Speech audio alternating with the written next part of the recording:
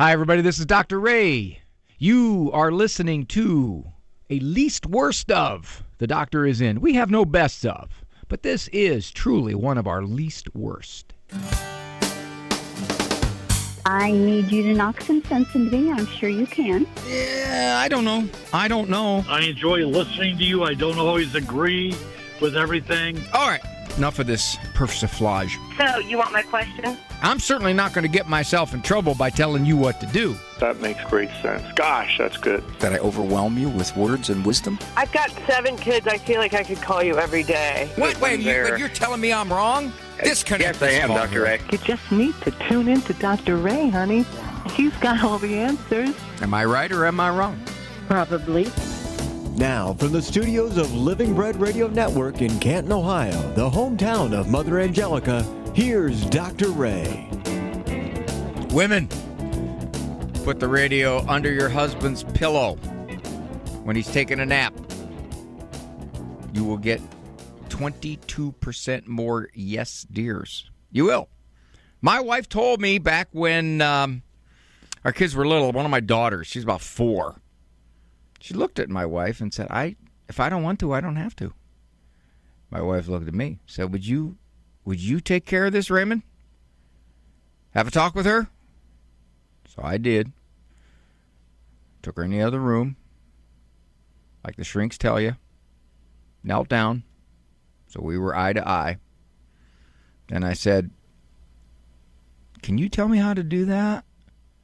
Thank you for joining me here on The Doctor Is In. I want to thank Cleveland Legatus. Haven't talked to you guys for 25 years. I'm not sure that was me. Might have been my dad. Or it might have been my first talk right out of middle school. I don't know. What a wonderful group that was last night. Thank you so very much. Now I'm with you today. 877-57-EQUAL is the number to call to get onto the program.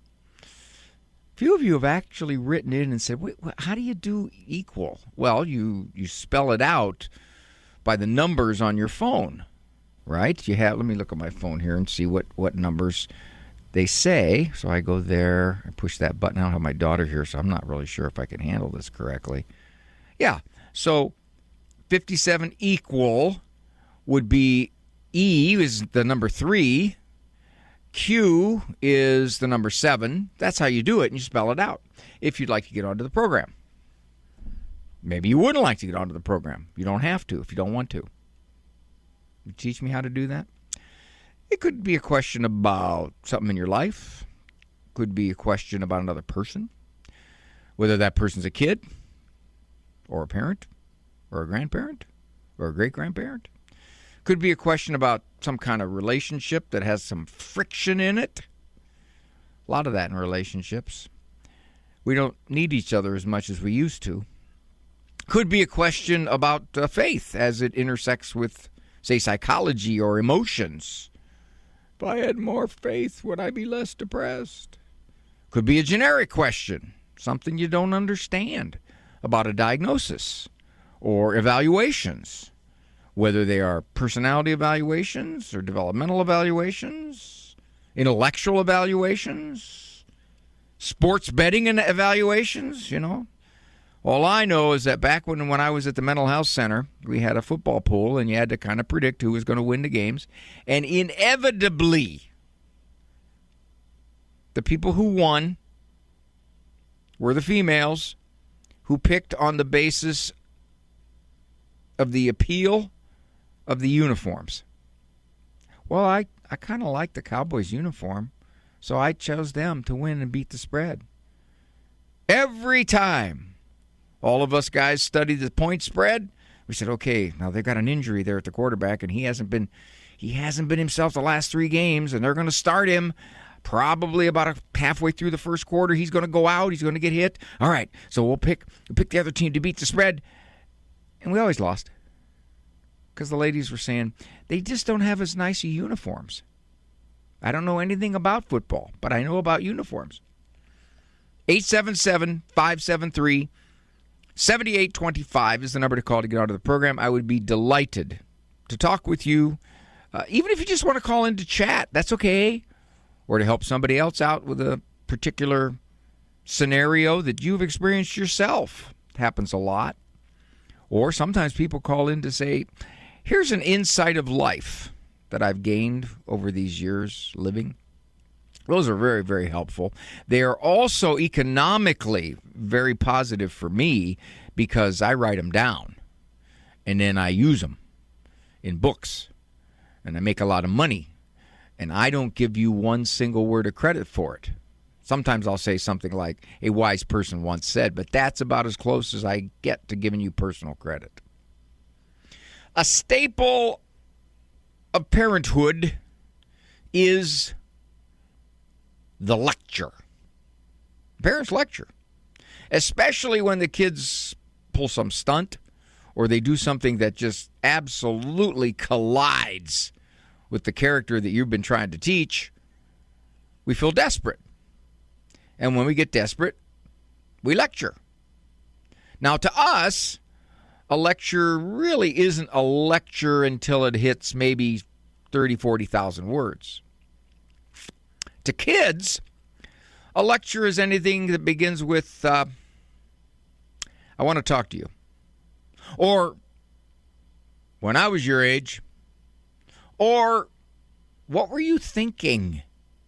Or, listen up. A compound sentence. That's a lecture.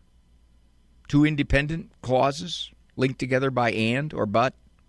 That's a lecture. To them, anyway. Why do we lecture? Well, we think that given enough words, there's going to be more persuasion. Somehow, some way, we will move through a chain of reasoning, or we will cite other evidence that, as we proceed through the lecture, is going to essentially make a case. And maybe our first 800 words didn't do anything, but who knows? 801 through 4,000 just might. We cling to the hope that we're going to get through. I'm not saying we don't. I would think that we would, approximately 1.62% of the time, but there's always the hope, springing eternal. My mom was wonderful at lectures. Raymond Nicholas Guarendi. How many times are you going to make me call you in here, Buster? You know, buddy boy, you seem to think I talk just to hear myself talk. You seem to think I like the sound of my own voice. I'm going to tell you something. You better listen, and you better listen good, because I'm not going to say it again. I was not put on this earth to serve you. There are 5 other people in this house. You think we're going to revolve our schedules around yours? You're going to waltz here, pluck your bucket down when you're darn good and ready. Mom, I'm hungry. Feed me now. And I'm going to get up from what I'm doing. You got another thing coming, Buster. You mark my words, there's going to be some changes around here because I am sick and I am tired. I have just about had you up to here. You don't realize how good you got it, but you're going to find out some, because I'm going to tell you something else. You look at me when I talk to you. Don't you look at me like that.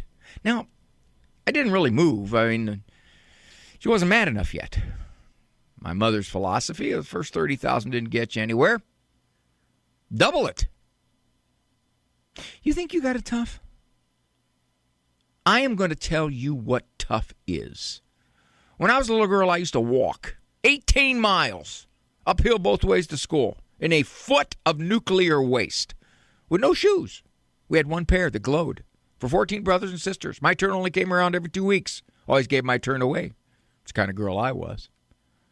I got up 5 o'clock in the morning, 2 hours before we were even allowed to go to bed. Split a cornflake for breakfast with 6 brothers. Carried them to school on my back. Did their homework along the way. You want to know something? I was grateful for what little I had. What'd you have, Mom? Nothing. Weren't you listening? But we were happy children. The temptation to lecture is ever present.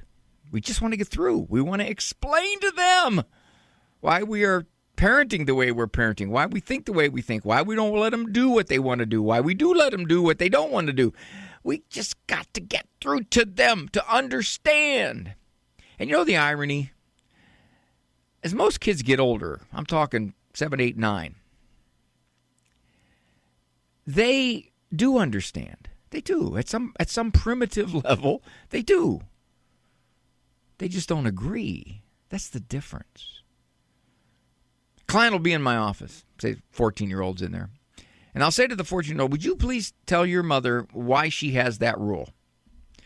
And this kid says it better than I could say it. I get the smelling salts out. I revive mother. And I say, what do you think of that? She says, well, I never thought she understood it. I go, she always understood it, Mom. She didn't agree. There's the difference. Now, if you want to lecture, go ahead. But keeping in mind, you get past a certain point, you're not only getting no results, you're probably regressing. Law of diminishing returns. The more you talk, the less you get listened to. Make your case. Make it clear. Ask if they have any questions. And then probably let it go. Because after a while, you know what you sound like? Charlie Brown when he's holding up the phone. And you hear wah, wah, wah, wah, wah, wah, wah, wah, wah, wah, wah. Or, and this is something I've noticed people do, they lecture dogs. Did you ever notice that? Now, you get in here right now. What did you do? You see what you did in here? Are you allowed to do that in here? No, you're not. And what happened the last time you did? And you know what the dog hears? Blah, blah, blah, blah, blah, blah, Max. Blah, blah, blah, blah, blah, blah, Max. Let the dogs give us a lesson. So, you want to lecture, go ahead. But keep in mind, the longer the lecture, probably the less it's heard. I'm Dr. Ray. Dr. Ray, Dr. Ray, Dr. Ray, Dr. Ray, Dr. Ray, oh, Dr. Ray, Dr. Ray, Dr. Ray, Dr. Ray, Dr. Ray, oh, Dr. Ray, Dr. Ray, Dr. Ray. Dr. Ray has more great advice coming up. Don't go anywhere. You are listening to the least worst of the Doctor is In with Dr. Ray Guarendi.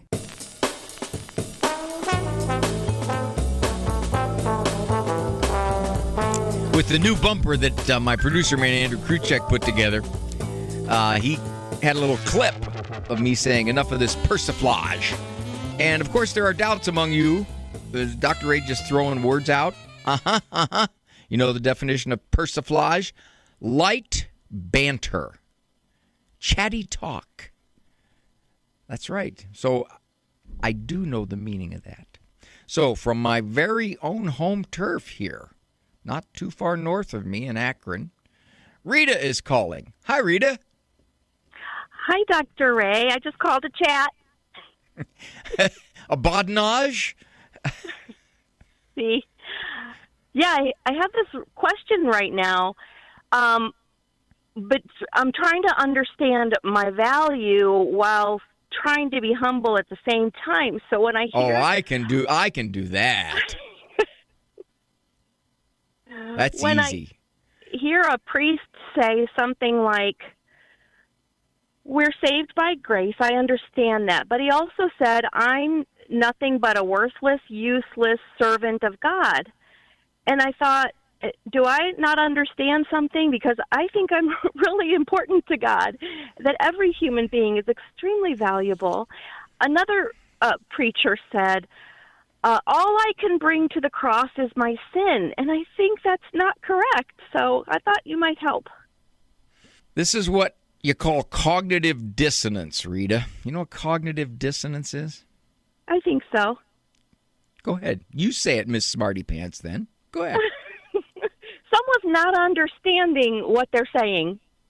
Well, you're close. Okay. It means to have, that's why I'm the professional, Rita, okay? Don't try to do this at home. You could hurt yourself. It means to have two ideas in your head that are contradictory, and you're trying to make sense of it. Yeah. So the two ideas you have is, on one hand, we are worthless servants. We're sinners. On the other hand, we are infinitely valuable, as God sees it. Correct? Yeah. Well, they do fit together. So where should my understanding lie? Both. On one hand, our Lord says that. He says, when you do what you're supposed to do, just say, I'm a worthless servant. So he said that. Okay? But our Lord also said that, are you not of more value than a sparrow? The hairs on your head are numbered. So he basically put the two ideas together. On one hand, yes, we recognize that we have fallen human nature and we are sinners. Fortunately, that is irrelevant to God's love for us. He's going to love us because he's loved, not because we're lovable.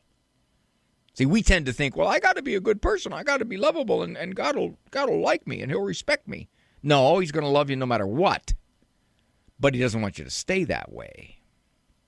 So I think what you heard, Rita, that confused you was that each particular priest focused on one aspect at the time to the exclusion of the other. Now, normally, I'm tempted to say, does that make sense? But that's dumb. That's a dumb thing to say. Because if it didn't make sense, you'd be kind and sweet and you'd say, yes, that really helps. And then you'd hang up thinking, he muddied the water even worse. So I'm not going to say that. I'm going to say, questions? I remember a verse about bringing the fullness to the table also. The Catholic understanding of what you're talking about is a bit different than what you might call fundamental or Baptist or even evangelical understanding. They heavily emphasize that we are worms. We're sinful worms. Yeah. And the only reason that we are worthwhile in God's eyes is because the mantle of Jesus Christ, in him dying for our sins, is thrown over us. Martin Luther said, we are dunghills covered with snow. That's not how the Catholic Church looks at it. The Catholic Church has a much broader understanding of Scripture. Essentially, yes, we are sinners, but by God's grace, we can actually become more saint-like. Mm-hmm. And there's an ontological, and that's a fancy word. I think I'm using it right, but I don't know what it means. There's an ontological change in us. We actually become more saint-like human beings because of God's grace. It isn't just a matter of we're going to be wretched, putrid, smelling, foul sinners no matter what. And it's a good thing Christ died for us because that's all we got. The Catholic Church doesn't see it that way. On one hand, yes, Christ died for us, but on the other hand, we have the grace to continue to get closer to him. So your understanding is good. Thank you. I have a Protestant background, which would explain how I'm trying to figure it all out now. Thank you so much. I knew it. How did I smell that, huh? But just out of curiosity, with your Protestant background, how did you come to the Catholic Church? It started with a Bible study, and we were studying the story of Onan, who spilled his seed on the ground. And I then began to look into what marriage and marital union meant. What should I teach my children? Is it sacred? Is contraception wrong? And that was the beginning of my search for some answers. Well, good for you. And you sought. You know that? You sought. And so many people don't seek. They just... I knew he would answer. Yeah, and he did. He did. Thank you. Oh, that a girl. Thank you for calling. God bless you. You call. I didn't even sneeze, but I'll take it. You call anytime you want. Thank you, sir. All right, Rita. I'll talk to you. Bye. Bye-bye. Many friends that I've had are good Christian people. They're not Catholic, but they're various types of Christian denominations or perspectives. And their view is, I don't need to look any further. I've got complete understanding of what Christianity is. I had a friend once, good man. I said to him, "You want to come tomorrow night? I'm giving a presentation at the parish on the Blessed Virgin, on Mary." You don't call him Blessed Virgin in kind of certain fundamentalist perspectives. You say Mary. And you don't say the mother of God. You say the mother of Jesus. He said, why would I do that? And I said, well, wouldn't you want to know a little bit more about Christ's family? I mean, if you're a Christian, you want to know as much as you can about who you say you follow into infinity, correct? He said, no, I've got plenty. I've got enough. I know what I believe. I got family members who think like that. Who just think, we're fine. No reason to look any further. Have you noticed that a lot of people who come to the Catholic faith initially are moved by some kinds of misunderstandings about where they are as Christians? Whether it's who's got the right interpretation of the Bible, whether it's what about all these different perspectives that clash on all kinds of things? What about all that? And interestingly enough, I know I'm going to come up to a break here real quick. Interestingly enough, you hear what Rita said? She was looking into contraception. Now, I know an awful lot of my Christian friends who are very pro-life, but they're also pro-contraception. Now, see, that doesn't make any sense because we know scientifically, biologically, hormonally, the way the body works is that the pill can be an abortifacient. It can kill, in a small percentage of cases, a 3, 4, 5, 6-day-old baby. I didn't say embryo, although I could have, but it's a baby. That doesn't logically sit poorly with them. It should. It should very much so. IVF should sit very poorly with them. And a lot of Christian friends who have done IVF, they don't think about it. They don't say, what's going to happen to those other 9 embryos? We implant 4, hoping to get 1. The other ones are going to either get killed or sloughed off. And, well, but they don't think about that. That's what I mean about searching a little further. And apparently Rita did. All right, give me a call. Getting down to the bottom of the show. 877-57-EQUAL is the number. I really want to hear from you. Got some open lines. So you will get in. I can guarantee that. You'll talk to Andrew Kruchak, I think, is manning the phones today. I'm delighted to be here with you. 877-573-7825. 877-57-EQUAL.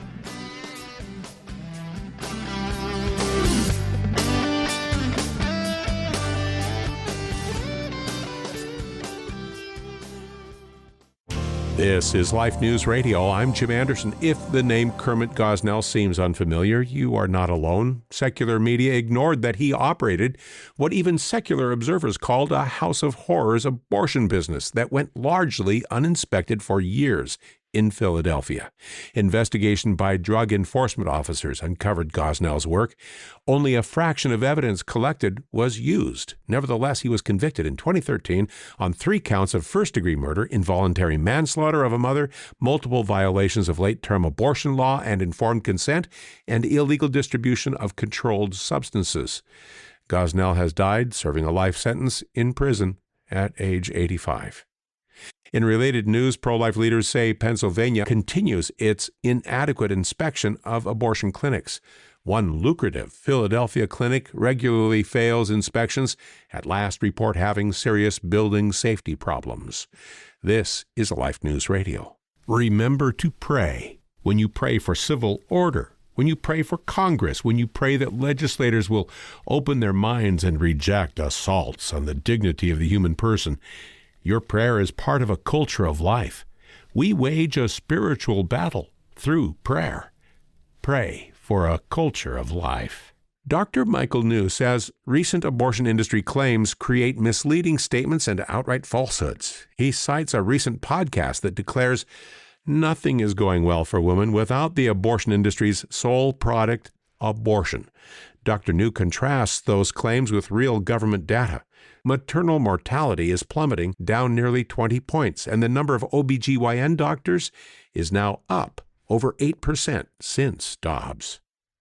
For pro-life headlines delivered to your email address daily, sign up at lifenews.com. This has been Life News Radio. The Doctor is In with Dr. Ray Guarendi will commence now. We assure you that this randomly selected program is one of Dr. Ray's least worst.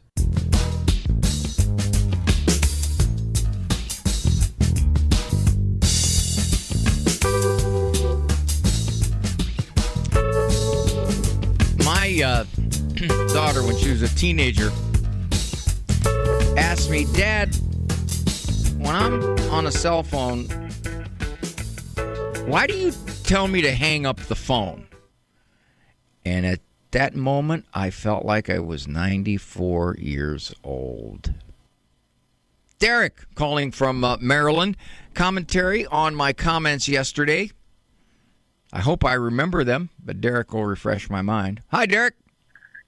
Hey, Dr. Ray. Thanks for having me. I just wanted to start and say that I really enjoy your show. I've been listening to EW2N and found your show, and I really love your wit. I like your humor. I just think that you're a funny guy, give great advice and feedback, and talk people through stuff really well. So I just really get a kick out of the show. Well, don't stop now. I mean, you're using a lot of superlatives, Derek, and then you kind of stopped. What about, your books are on my list, yeah. Thank you. What about meekness? You didn't mention meekness. You didn't mention introversion. You didn't mention sensitivity. You skipped a whole lot, I think, personality traits that I'm sure that captured they're there somewhere. Yeah. I'm sure they're there somewhere, Dr. Ray. You're great. What struck you yesterday?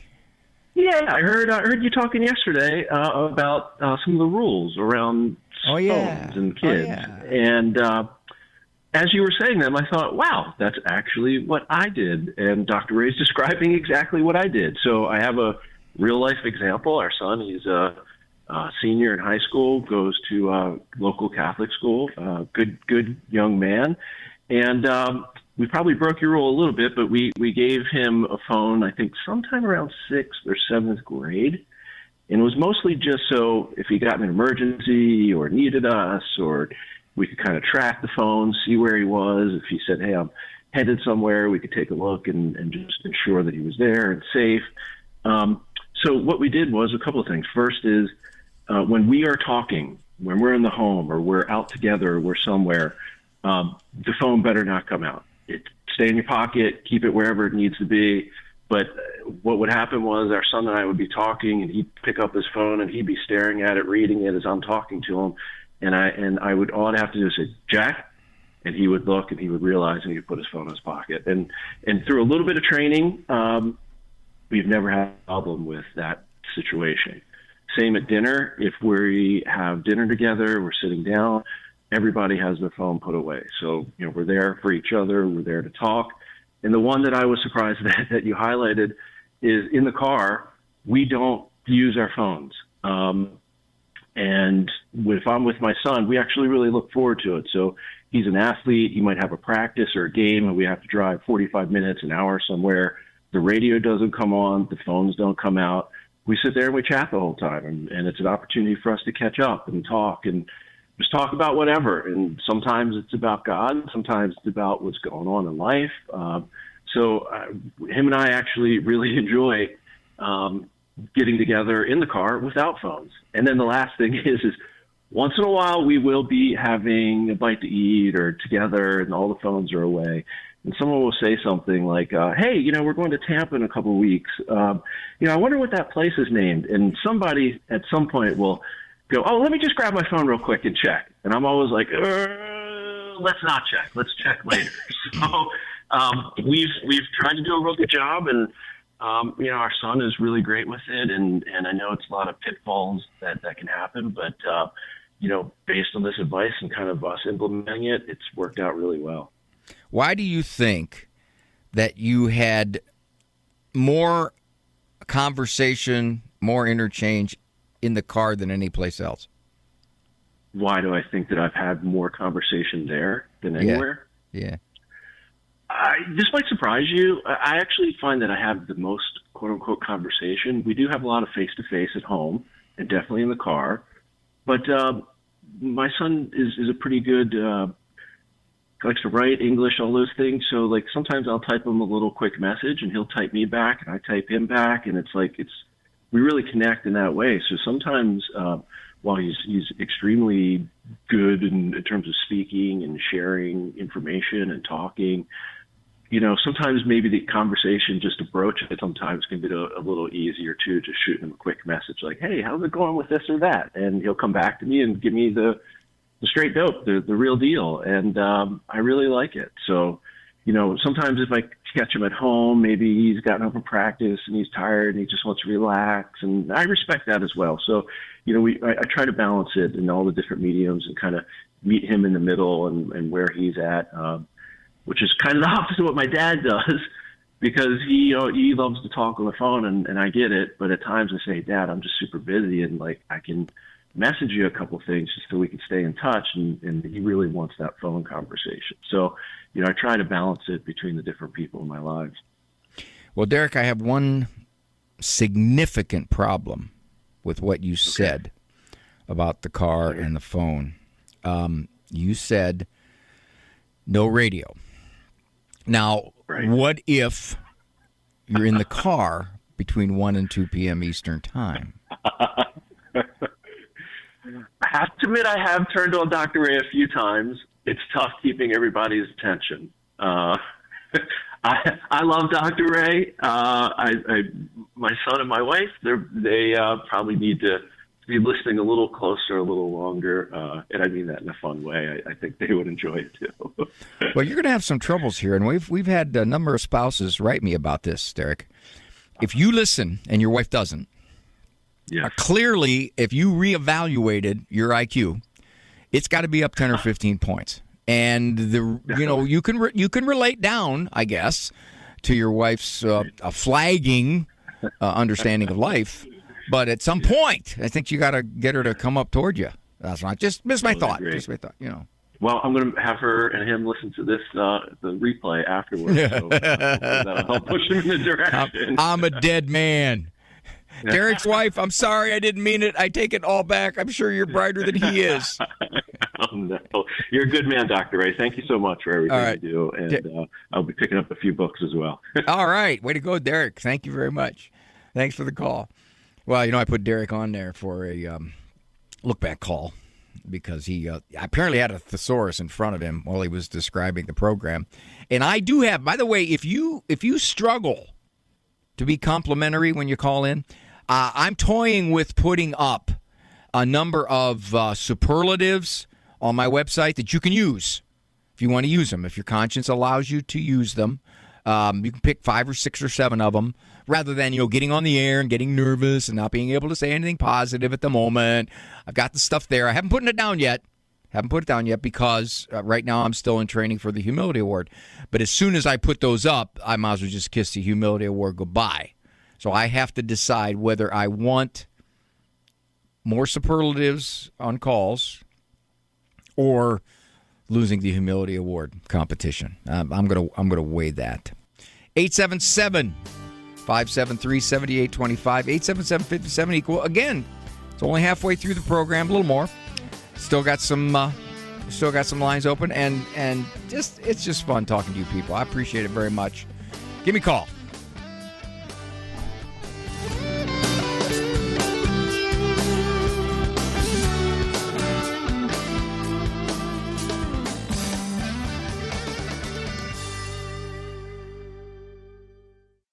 Hi, everybody. This is Dr. Ray. You are listening to a least worst of. The Doctor is in. We have no best of, but this is truly one of our least worst. Halfway.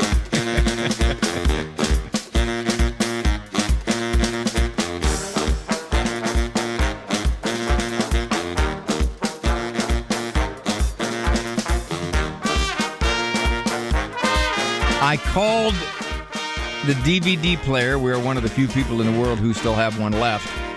A DVD player. I called it a VCR in front of one of my young adult children, and now this is going to be their memory of me forever.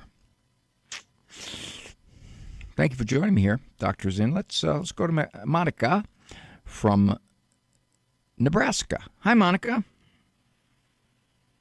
Hi, Dr. Ray. Thanks for taking my call. I really appreciate your program. I listen to it quite often and appreciate your advice. And you sound smarter. You sound smarter, Oh. Monica. You didn't used to sound this smart. Okay. Well, thank you.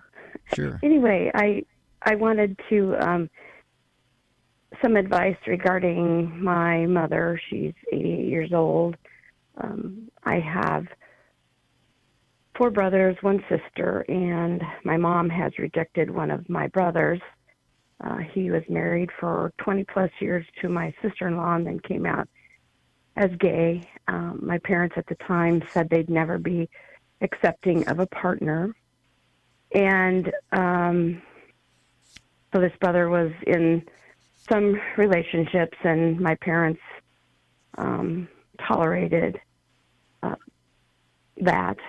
But after my dad passed, when my brother told my mom that he was getting married, then she is totally just rejected him and won't allow or won't be at any gatherings that he's at. Calls him wayward, all kinds of things, and so it's just been difficult for our family. We have always valued family gatherings. It started with my grandparents and fun times with cousins, and just appreciated those times, family times. And so my parents continued that.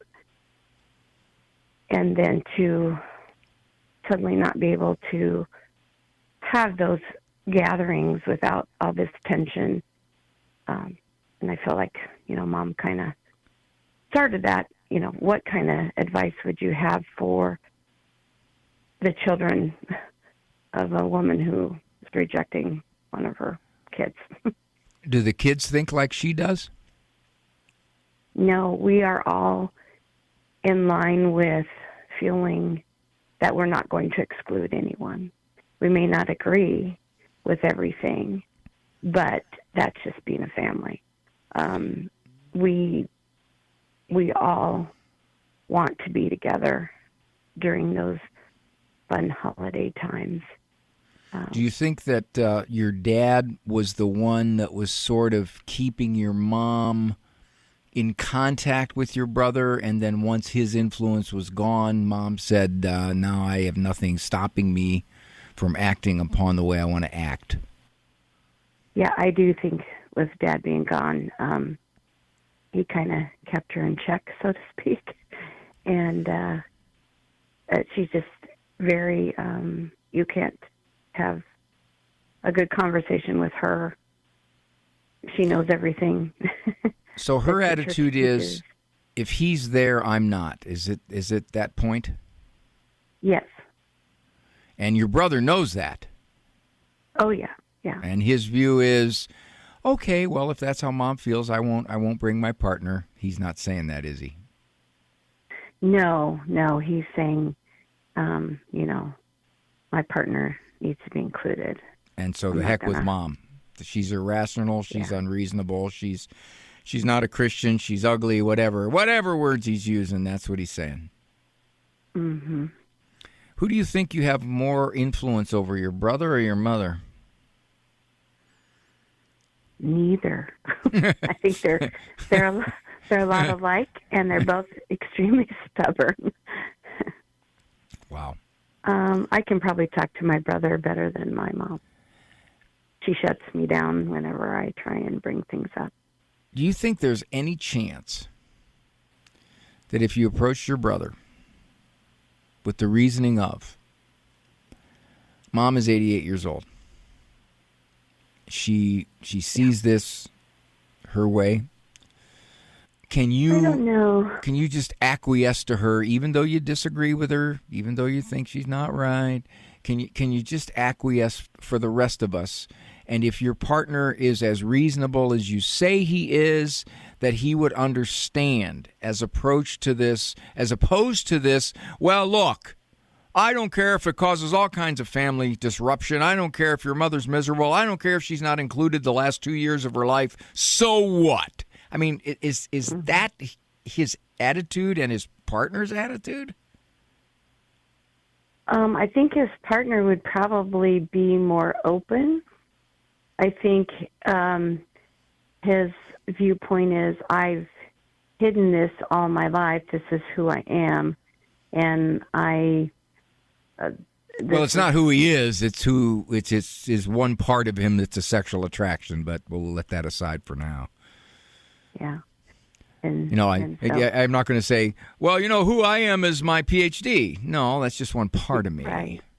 Well, who I am is I am an athlete. Well, that's one part of me. Yeah, I know. But never mind. That's a side issue.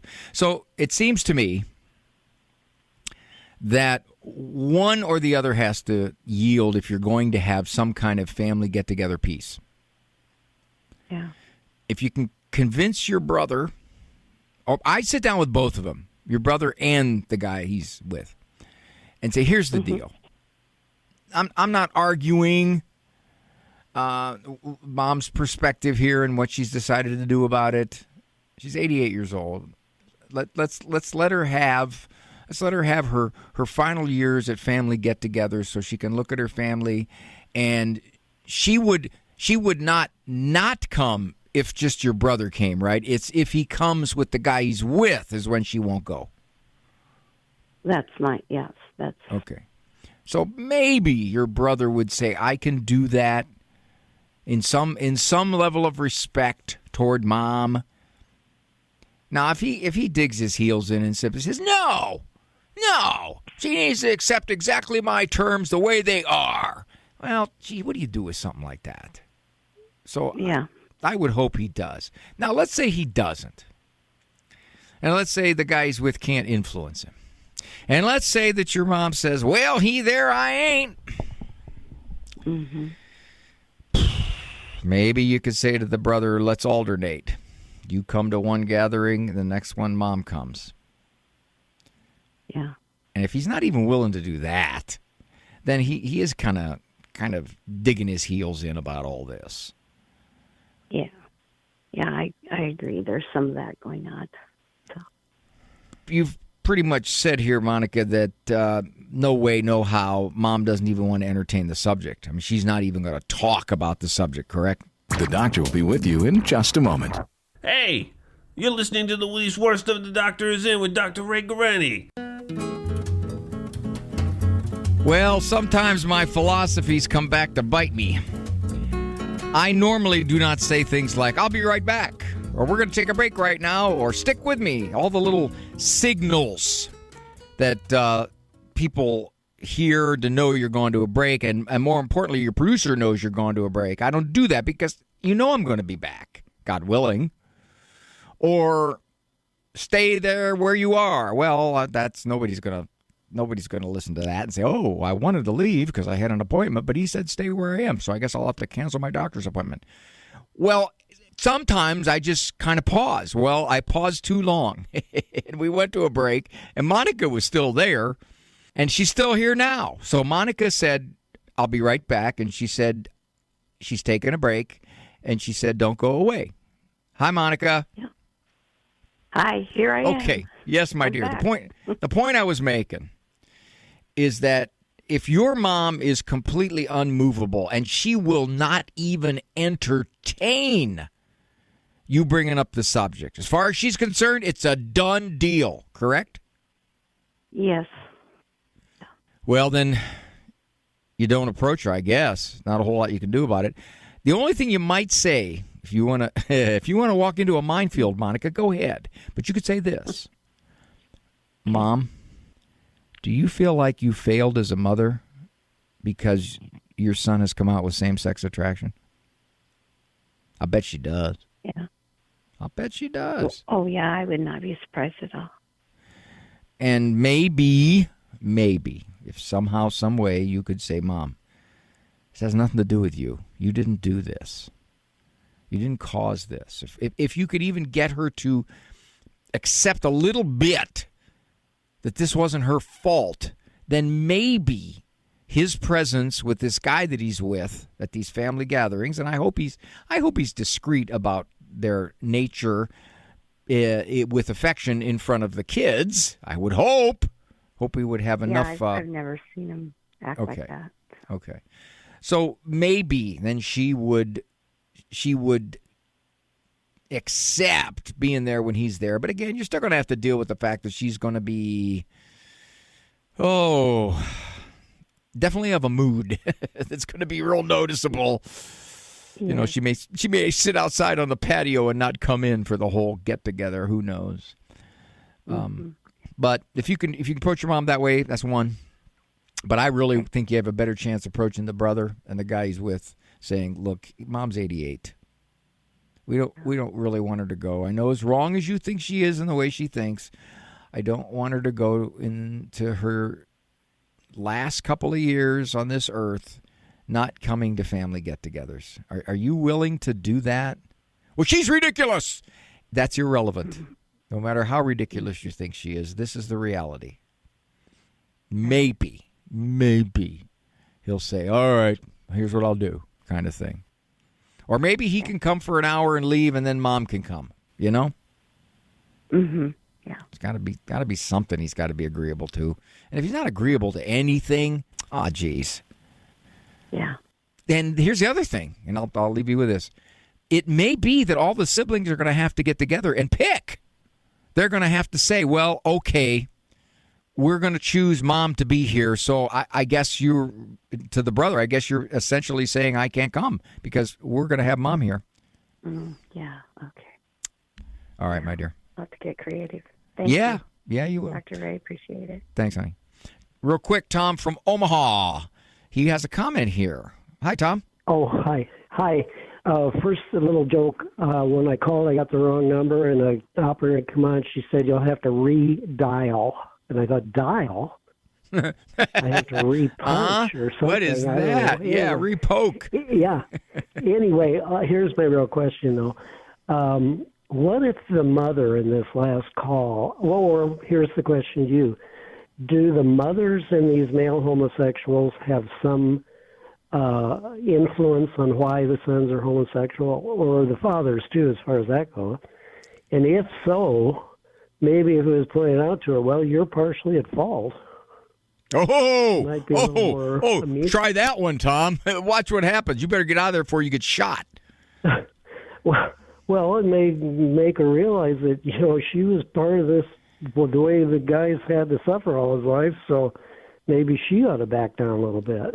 Well, you can't conclude that, first of all. You don't know enough, and she doesn't know enough.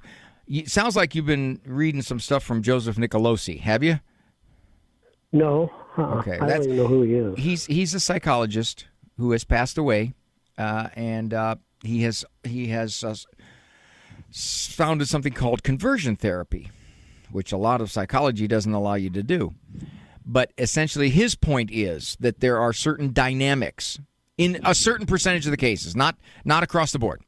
There are certain dynamics in a family situation between the mom and the kid or the mom and the husband that can be factors in this. That's his theory. That's his perspective. If first of all, I think that if Monica would approach her mother like that, oh man, look out. Plus, you can't prove it. You can't say anything about it. Mom already feels guilty for whatever her reasons, and if you attempt to say, you might look at yourself because you could have caused some of this. Probably she didn't. Likely she didn't, but I think it would just harden her even more. But it's a thought. Well, I think you're right. If she really didn't, or if that's not a factor, then no, I wouldn't say. Well, how's she going to even know if it's a factor? See, that's the thing. It's going to require an awful lot of scouring of the past, an awful lot of insight, an awful lot of complexities that she'll have to relive. How would she know that? See, that's the other thing. But thank you, Tom. I appreciate the call. I got to run. Thank you so much for joining me. Tomorrow, Look Back Friday. Thanks, Andrew Kruchek, Eric Dumont, and I appreciate so much your company. Walk with God, always. For information on Dr. Ray's presentations, books, and CDs, visit drray.com and follow him on Facebook and Instagram. The Doctor Is In is a co-production of Ave Maria Radio and EWTN Radio and carried across the EWTN Global Catholic Radio Network.